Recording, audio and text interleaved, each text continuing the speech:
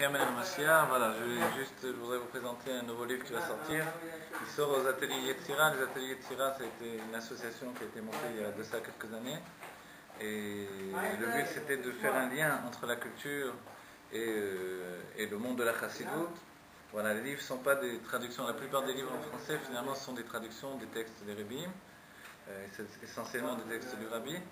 Donc on a fait une petite maison d'édition à partir d'une association qui, elle, a pour but de faire des créations. Des créations, soit sur les niveaux de l'étude, des textes directement en français, soit des textes comme jusque des romans, des pièces de théâtre.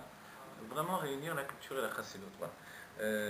Dans pas longtemps va sortir un livre, c'est la maquette, l'avant-dernière maquette, on va dire, qui s'appelle Comprendre la psychologie de votre prénom hébraïque.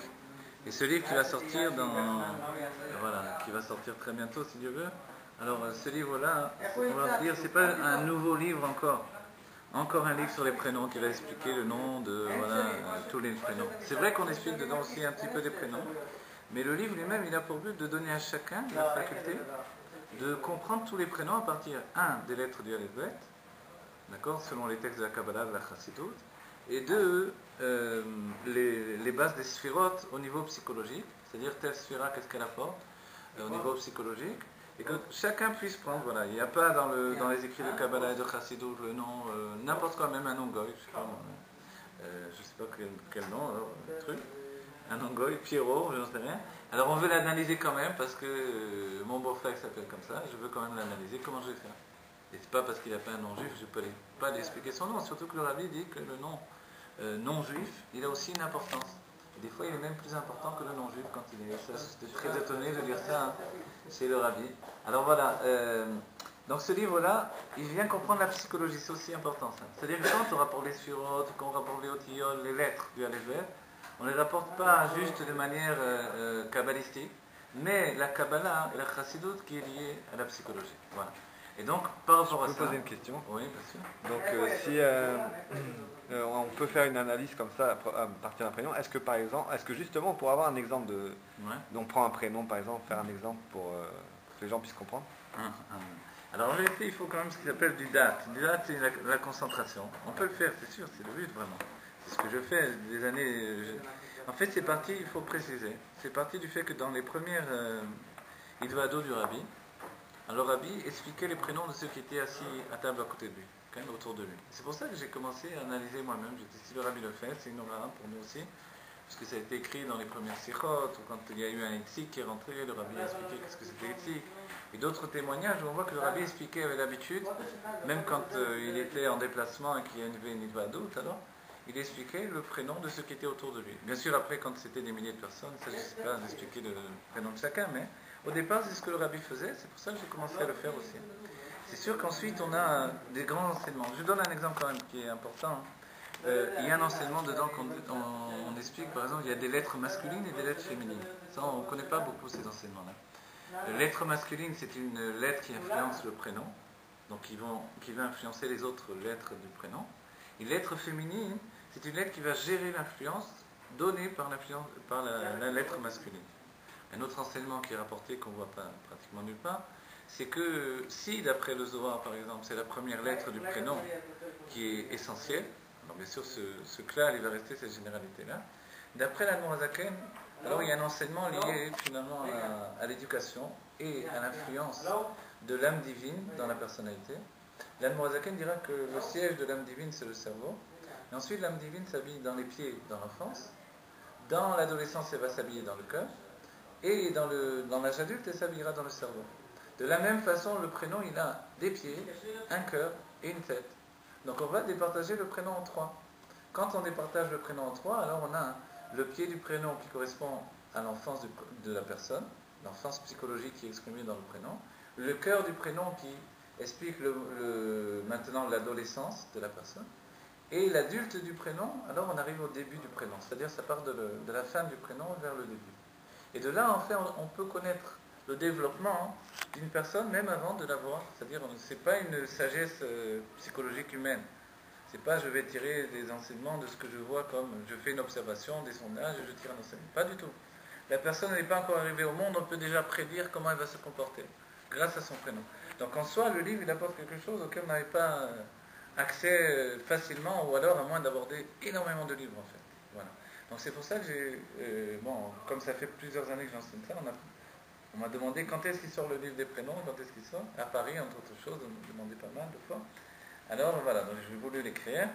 Il n'est pas très très très long, puisque c'est pas le livre de tous les prénoms. Peut-être qu'un second sortira avec plus de prénoms, mais il y a la base vraiment de tous les prénoms. Alors s'il fallait donner l'exemple d'un prénom, alors on peut prendre, on peut aller chercher, alors ici voilà, j'ai organisé, d'abord il y a toutes les questions, le changer le prénom, est-ce que c'est bien, pas bien.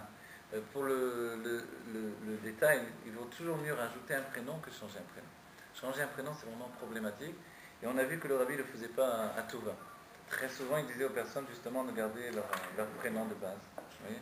Alors on a fait dans les prénoms d'après l'ordre du Tanakh au départ. Donc évidemment il y a Adam, après etc. Abraham, Moshe, Aaron, Shaoul. Et après on passe au prénom féminin. On a fait dans ce sens-là. Et après on a rajouté des prénoms masculins. On peut dire par exemple les prénoms des anges, comme Gabriel. Gabriel, Raphaël et Michael. Alors ce sont des prénoms qui sont excessifs, comme tous les prénoms des anges. Il faut savoir que la source des anges c'est lié au Tohu, donc le monde du désordre. Et comme c'est lié au monde du désordre, il y a un côté excessif de savoir gérer ça. Déjà Gabriel a une faculté que Raphaël, non pas Raphaël, mais on va dire Michael a beaucoup moins. Michael, c'est un nom qui peut même entraîner d'être dyslexique. Pourquoi ? Parce que c'est tellement tôt, c'est tellement du chesed, de la générosité exacerbée, trop poussée, que la personne elle n'arrive pas à se limiter dans les kélim, dans les réceptacles du monde.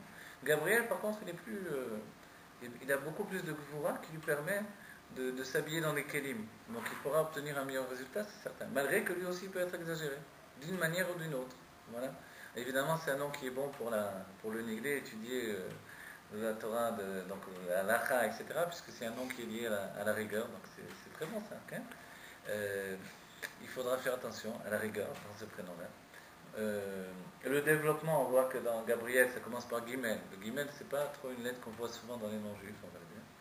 C'est plus dans les noms loisirs ou même en araméen. Mais en hébreu, il n'y a pas énormément. Le Gimel, lui, il est Gvura en lui-même. C'est une lettre qui est liée à la rigueur. Et la rigueur, elle entraîne dans la personne donc un ressenti de rigueur. Mais en même temps, ça donne une faculté de savoir être quelqu'un d'équilibré dans le monde, puisque ça donne des kélim, des réceptacles pour la vie. Et ça, c'est bon. En soi, c'est très très bon. Donc ça donne le pouvoir de se réaliser également. Tandis que Michael, on voit qu'il a des difficultés à se réaliser. La fin de Gabriel, qui est Aleph Lamed, qui est le chesed, la générosité, elle nous laisse entendre que Gabriel, il a de la rigueur, mais il a quand même de la générosité. C'est finalement ce qui le sauve. C'est-à-dire qu'il a les deux côtés à la fois. Tandis que Michael, on dira alors pourquoi c'est plus difficile. Parce que dans Michael, il y a Mi, c'est la Bina. Et ça veut dire qu'il a une nature de générosité avec de la Bina. Et la Bina elle-même, c'est une faculté de réfléchir beaucoup. Donc ce qui l'entraîne à réfléchir beaucoup, c'est ce qui peut l'entraîner à ne pas savoir se limiter. Comme on dira, la halakha, elle n'est pas comme Rabbi Meir, parce qu'elle est tellement poussée dans la réflexion qu'on n'arrive jamais à limiter sa réflexion à la halakha telle qu'elle doit être. Donc, bon, je n'ai pas analysé vraiment une analyse forte sur Gabriel ici à fond. On a donné des bases. Dans l'analyse plus poussée, je dois séparer le nom en trois et définir trois âges de sa vie et définir donc comment les choses se passent. Je peux définir également la personnalité avec les lettres par rapport à les lettres masculines et féminines. Ce qu'il y a par exemple pour avoir Gabriel, le Gimel, c'est une lettre féminine. Donc si elle est féminine, elle va gérer une influence plutôt que de donner une influence. Alors qu'est-ce qu'on peut en tirer ? C'est-à-dire que Gabriel, c'est un nom qui a toujours besoin de recevoir une influence de quelqu'un d'autre. Il ne peut pas lui-même apporter une influence sur sa propre personnalité. Alors c'est sûr s'il est soumis au Rabbi Melech Mashiach. Alors voilà, il aura de quoi avoir une influence qu'il va pouvoir gérer dans sa vie. Mais a priori, il n'a donc pas une force de générer une idée de lui-même. Cette idée lui vient de l'extérieur, de quelqu'un d'autre. Voilà.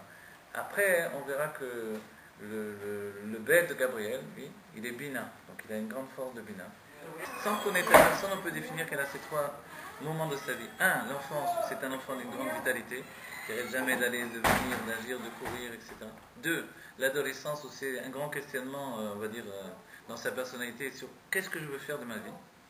Et ça doit rentrer dans une sagesse de comprendre vraiment qui je suis. Donc, ça risque même peut-être de bloquer un peu la personnalité, c'est-à-dire la personne elle est enfermée au-dedans d'elle pendant un moment de sa vie. Et 3, arriver au stade où elle gère des influences extérieures au quotidien et elle arrive comme ça vraiment à une patrouille de son âme, à pouvoir exprimer son âme du mieux qu'elle peut. Voilà, le livre il donne à chacun d'analyser tous les prénoms à partir de ce système, hein, qui n'est pas évidemment de moi, hein, parce que je ne suis pas venu pour inventer, mais dans la Chassidut Rabbah on souligne, on préférera la Havana que le Chidouche. C'est-à-dire comprendre, c'est beaucoup mieux. Quand on voit Rabbi Hillel de Paris, qui dans les Rabbim cite ce chassid lui-même, les livres de ce chassid, c'est qui est extraordinaire. Il donnait des ma'amarim comme les Rabbim. Et le Rabbi Rayat dira au Rabbi pourquoi on allait l'écouter, alors, puisque le Rabbi a posé la question.